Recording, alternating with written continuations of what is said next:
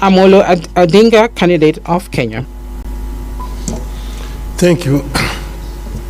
Well, I mentioned earlier on about the inter-African trade, which today stands just at 15%.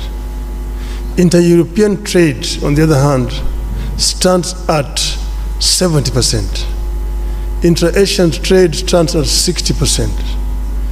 Africa trades more with the external world than with itself, wasting a lot of resources. Now, how did Europeans come from behind and leapfrog and overtake Africa? That is something that we need to ask ourselves. But here we need to now look forward to see how we can be able to make use of this huge domestic market that we have. We have a population of 1.4 billion people. And that is what has helped China. China did two things.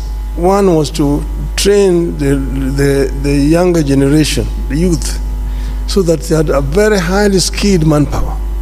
And when they liberalized their economy, the manufacturing unit in the West rushed to China.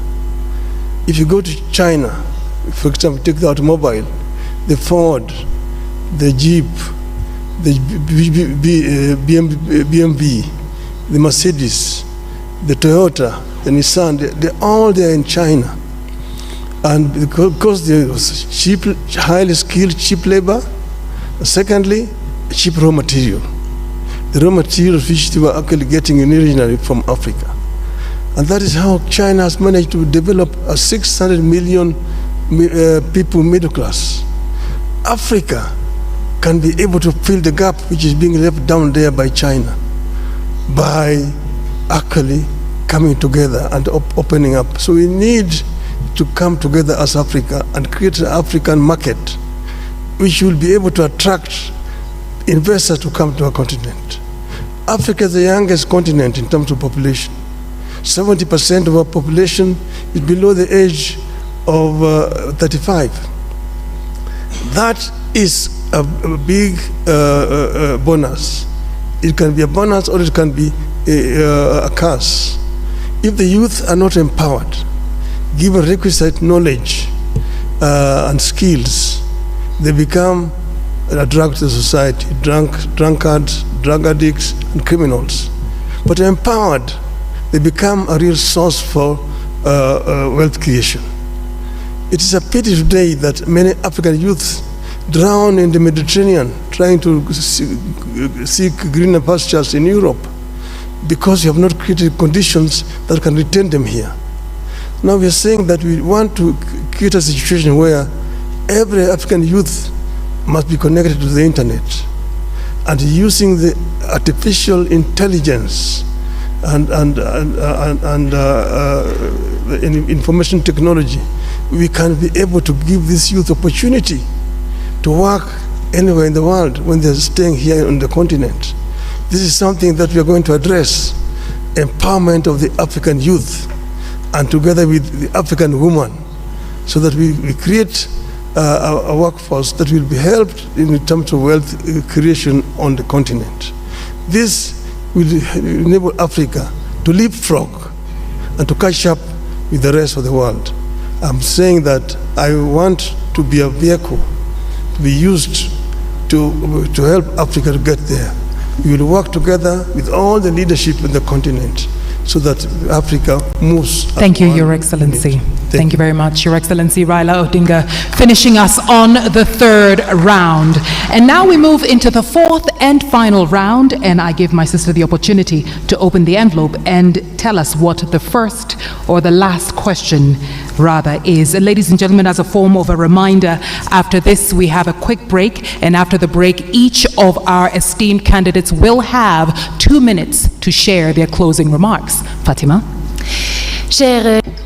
dear candidates, your question is this one. The implementation of the key reforms at the African Union that were decided by the Assembly of Heads of State and Government has come to a standstill, and which has a negative impact on the structural stability and the financial viability of the Union, and also on the lack of the African Union to have an impact. Were you to become the chairperson, what new approaches would you adopt to reinvigorate the implementation of these reforms, rationalize the programs of the African Union, and strengthen its effectiveness in the long term? Under the topic of implementing of reforms agreed under the Assembly Decision 635, the implementation of key African Union reforms decided by the Assembly of Heads of States and Governments has stalled, with an adverse impact on its structural viability and financial sustainability, and the AU's focus on a few high-impact public goods. If you become chairperson, what new approaches will you introduce to reinvigorate the implementation of these reforms, streamline the AU's agenda, and strengthen its long-term effectiveness? Et j'invite à présent le candidat. I'd like to invite the candidate from Madagascar to respond first. First of all, we have to begin by bringing back order to our shared home, the African Union. I think this is the highest priority.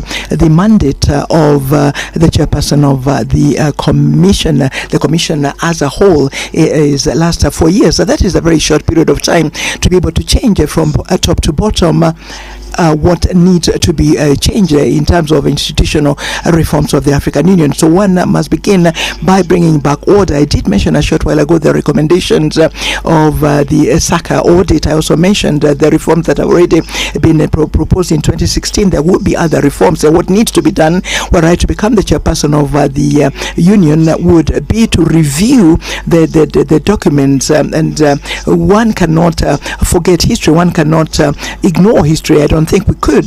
We are at the end of a process. We are at the beginning of a new process, and the outgoing team did what they were able to do with the resources that they had at their disposal. And I would like to thank the outgoing chairperson of the commission, Mr.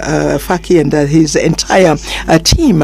And were I to be elected chairperson of the commission, I would work, of course, with the chairperson, because it will be a lady chairperson. Now, these reforms have to be prioritized.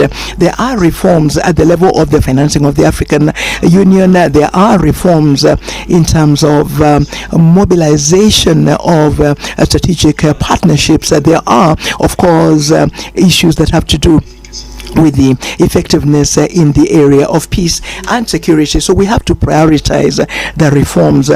Yet, once again, 4 years is too short a period of time. It is therefore important to review objective by objective. Strategic objective is what I mean of the 10-year plan 2024-2032. And since it was my responsibility in COMESA, one can perhaps plan for strategic planning over perhaps 2-3 years, which strategic planning would make it possible for us to identify the urgent issues and to align the financing of these issues. The 10-year plan does not allow one to do this, and maybe were we to have a strategic plan, we could perhaps be more specific and address the matters that need to be addressed urgently in the way of reforms. And I also think, as I said a short while ago, that the organs of the African Union, beginning with the Conference of Heads of State and Government, but also the committee of the PRC, the Permanent Representatives Committee, with the Pan-African Parliament and the other organs, all the organs of the African Union, should agree on the speed they should work at, so that at the end of the day the reforms become visible, become tangible, and that the citizens of the continent can appreciate the effectiveness of a new effective of the new African Union led by a new team. Thank you. And now